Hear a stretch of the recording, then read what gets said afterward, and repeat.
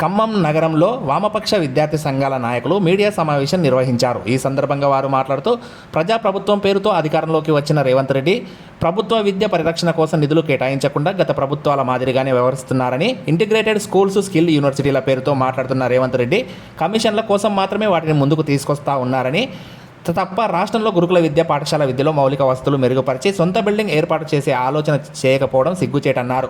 ఖాళీగా ఉన్న MEO, DEO, teacher పోస్టులను భర్తీ చేయకుండా కాలయాపన చేయడం అంటే ప్రభుత్వ విద్యను ప్రభుత్వాలే సంక్షోభంలోకి నడుతున్నాయని అన్నారు. రాష్ట్రంలో ప్రైవేటు, కార్పొరేట్ విద్యాసంస్థల్లో లక్షల రూపాయలు వసూలు చేస్తున్న ఫీజుల నియంత్రణ చట్టం అమలు చేయకపోవడం మూలాన విద్యా ప్రజలకు భారం అవుతుందన్నారు. కాంగ్రెస్ ప్రభుత్వం ప్రకటించిన మేనిఫెస్టోలో విద్యారంగానికి 15% నిధులు కేటాయిస్తామని, ఫీజుల నియంత్రణ చట్టం తీసుకువస్తామని ఇచ్చిన హామీ తుంగలో తొక్కారన్నారు. అలాగే 8,000 కోట్ల రూపాయల పెండింగ్ ఫీజు రీఎంబర్స్మెంట్ స్కాలర్షిప్లను విడుదల చేయకుండా విద్యార్థుల జీవితాలతో ఆడుకుంటున్నారని వాపోయారు. జిల్లాలో ప్రైవేటు విద్యాసంస్థల యాజమాన్యాలు విద్యా ప్రమాణాలు పాటించకుండా సంపాదనే లక్ష్యంగా విద్యా వ్యాపారానికి పాల్పడుతూ పేద వర్గాల వద్ద అధిక మొత్తంలో డొనేషన్లను పేరుతో ఫీజులను గుంజుతూ పేదల రక్తాన్ని జలగల్లా పిలుస్తున్నాయని ఆవేదన వ్యక్తం చేశారు. పేద, బడుగు, బలహీన వర్గాలకు చెందినటువంటి విద్యార్థులకు అవకాశాలు ఇస్తారని తెలంగాణ రాష్ట్రంలో ఆశించినటువంటి తెలంగాణ సమాజం ప్రజాపాలన పేరుతో అధికారంలోకి వచ్చినటువంటి రేవంత్ రెడ్డి ప్రభుత్వం యొక్క తీరు కూడా నేడు అదే విధంగా కొనసాగుతూ ఉన్నది. విద్యారంగానికి 3 సార్లు ప్రవేశపెట్టినటువంటి బడ్జెట్లో 7% మించి కూడా నిధులు కేటాయింపు జరపకుండా విద్యాశాఖ మంత్రిని రేవంత్ రెడ్డి పరిధిలో ఉంచుకొని నేడు విద్యా వ్యవస్థ బాగు కోసం నేను ఖచ్చితంగా కంకణం కట్టుకొని విద్యా వ్యవస్థ బాగు కోసం కృషి చేస్తానని మాట్లాడుతున్నటువంటి రేవంత్ రెడ్డి గారు ఆచరణలో మాత్రం ఈరోజు పేరుకు విద్యా కమిషన్ ఏర్పాటు చేసి ఆకునూరు మురళి లాంటి వాళ్ళను విద్యా కమిషన్ చైర్మన్గా ఏర్పాటు చేశారు తప్ప ప్రభుత్వ విద్య సంక్షోభం నుండి బయటికి తీసుకురాలేనటువంటి దౌర్భాగ్య పరిస్థితి తెలంగాణ రాష్ట్రంలో ఉన్నది. ప్రాథమిక విద్య నుండి ఈరోజు 40-50 సంవత్సరాల క్రితం కట్టినటువంటి బిల్డింగ్లే ఈరోజు కొనసాగుతున్నటువంటి పరిస్థితి ఉన్నది. ఈ రోజు కనీసం నూతన బిల్డింగ్ల కోసం నిధులు కేటాయించలేనటువంటి పరిస్థితులు రాష్ట్రంలో కనిపిస్తూ ఉన్నాయి. అట్లాగే గురుకుల సంక్షేమ హాస్టల్ ఉన్నాయి, లేదా గురుకులాలు నియోజకవర్గానికి లేదా మండలానికి ఒకటి కేటాయించినటువంటి ఈ కేసీఆర్ గారి ప్రభుత్వంలో, గత ప్రభుత్వంలో నేడు అవన్నీ సంక్షోభంలో కొట్టుమిట్టాడుతూ కనీసం వసతులు లేక, లేదా ఉండడానికి సరిపోయేటటువంటి క్లాస్ రూమ్ లేక, లేదా తరగతి గదులు లేక ఇట్లా రాష్ట్రంలో గురుకుల విద్య కూడా సంక్షోభంలో ఉన్నటువంటి పరిస్థితి రాష్ట్రంలో కనిపిస్తూ ఉన్నది. గత విద్యా సంవత్సరం సరిపడా నిధులు ఇవ్వలేక వాళ్ళకు పెట్టినటువంటి మెనులో ఆహారం కల్తీ జరిగి 10ల సంఖ్యలో రాష్ట్ర వ్యాప్తంగా విద్యార్థులు చనిపోయినటువంటి పరిస్థితి ఉన్నది. అట్లాగే మధ్యాహ్న భోజనానికి కూడా సరైన నిధులు కేటాయింపు జరపక అక్కడ రాష్ట్ర వ్యాప్తంగా ఆహార కల్తీ జరిగి విద్యార్థులంతా ఆసుపత్రులు పాలైనటువంటి పరిస్థితులు ఉన్నాయి.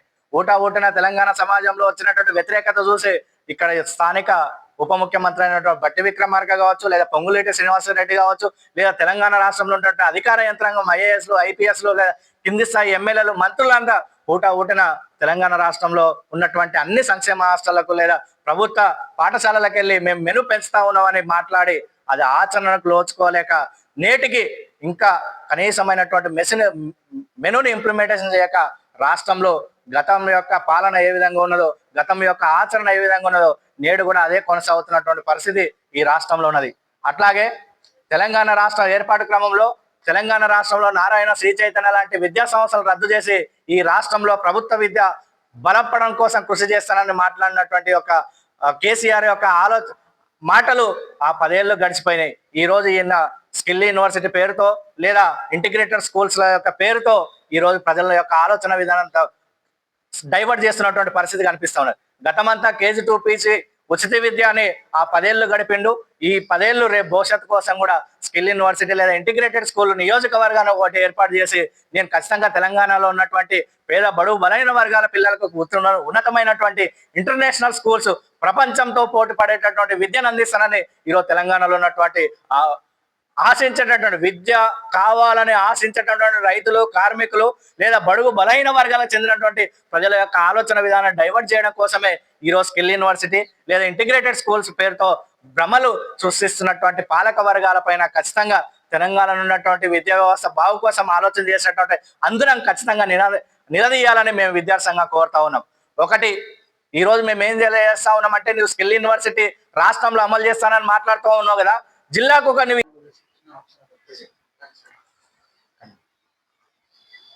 ఖమ్మం జిల్లా మీడియా పెద్దలందరికీ ముందుగా ఉద్యమాభివందనాలు తెలియజేస్తూ, మిత్రులారా, భారతదేశంలో ఉచిత నిర్బంధ విద్య లేకుండా ఈ దేశంలో భారత రాజ్యాంగం బతికి బట్ట కట్టదు అని చెప్పేసి అంబేద్కర్ గారు చెప్తారు. అదేవిధంగా విద్య లేనిదే ఈ దేశంలో దోపిడీ పీడన పోదు అని చెప్పేసి, పీడిత వర్గాలు విముక్తి కాదు అని చెప్పేసి జ్యోతిరావు పూలే చెప్తారు. అదేవిధంగా సమాన విద్య లేకుండా ఈ దేశంలో సమసమాజం రాదు అని చెప్పేసి సామాజిక విప్లవకారులు తెలియజేస్తున్నటువంటి పరిస్థితి దశాబ్దాల కాలం నుండి చూస్తూ ఉన్నాం. ఇవన్నీ ఏమీ పట్టించుకోకుండా ఈ దేశంలో ఉన్నటువంటి నయా మనువాద కార్పొరేట్ రాజ్యంలో భాగమైనటువంటి కేంద్ర రాష్ట్ర ప్రభుత్వాలు ఏవైతే ఉన్నాయో ప్రభుత్వ విద్యను నేరపూరితంగా కక్షపూరితంగా నిర్లక్ష్యం చేస్తున్నటువంటి పరిస్థితిని ఈ దేశంలో మనం చూస్తూ ఉన్నాం. అందులో భాగంగానే ప్రభుత్వ విద్యను పేదలకు అందకోకుండా ఈరోజు కేంద్ర ప్రభుత్వం కుట్రలు చేస్తున్నటువంటి వాతావరణం ఈ దేశంలో కనబడతా ఉన్నది. అందులో భాగంగానే ఈ దేశంలో జాతీయ విద్యా విధానాన్ని తీసుకురావడం అనేది జరిగింది.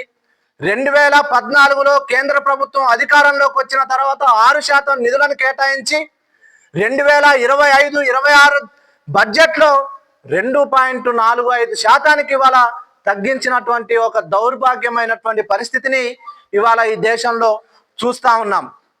కాబట్టి ఈ దేశంలో భారత విజ్ఞాన వ్యవస్థ పేరుతోని, ఇండియన్ నాలెడ్జ్ సిస్టమ్ పేరుతోని విద్యా వ్యవస్థలో మొత్తంగా మనువాదాన్ని జొప్పించడం కోసం, మూఢత్వాన్ని మూఢ జాడ్యాన్ని విద్యార్థుల్లోకి తీసుకుపోవడం కోసం కేంద్ర ప్రభుత్వం తీవ్రమైనటువంటి ప్రయత్నాలని కొనసాగించి డార్విన్ లాంటి సిద్ధాంతాలని పాఠ్యాంశాల నుండి తొలగిస్తున్నటువంటి ఒక కుట్రపూరిత వైఖరిని ఇవాళ కేంద్ర ప్రభుత్వం చేస్తున్నటువంటి పరిస్థితిని మనం చూస్తా ఉన్నాం.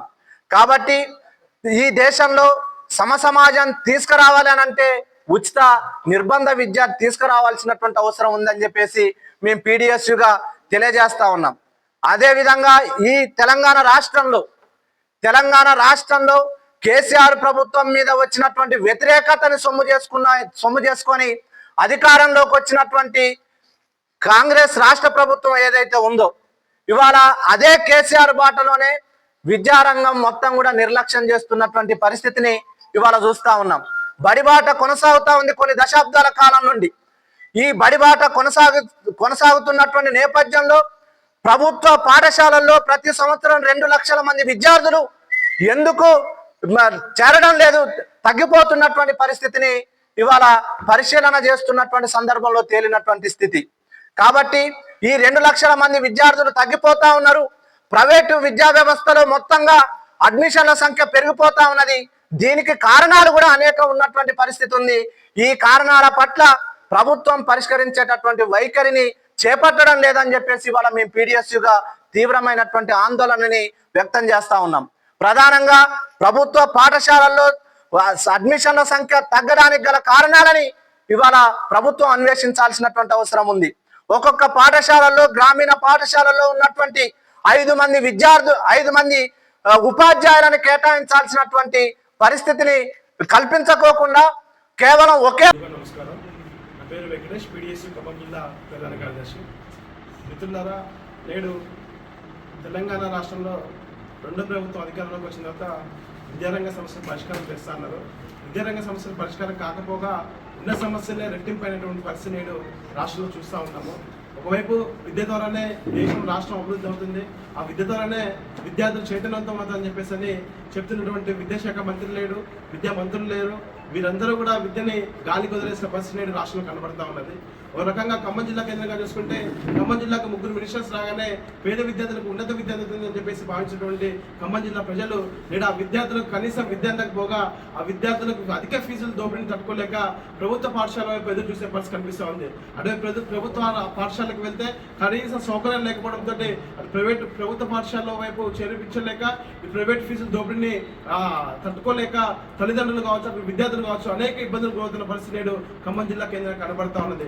అదేవిధంగా ఖమ్మం జిల్లాకు జనరల్ యూనివర్సిటీ కావాలని చెప్పేసి అనేక సంవత్సరాలుగా ఉద్యమాలు చేస్తా ఉన్నాము.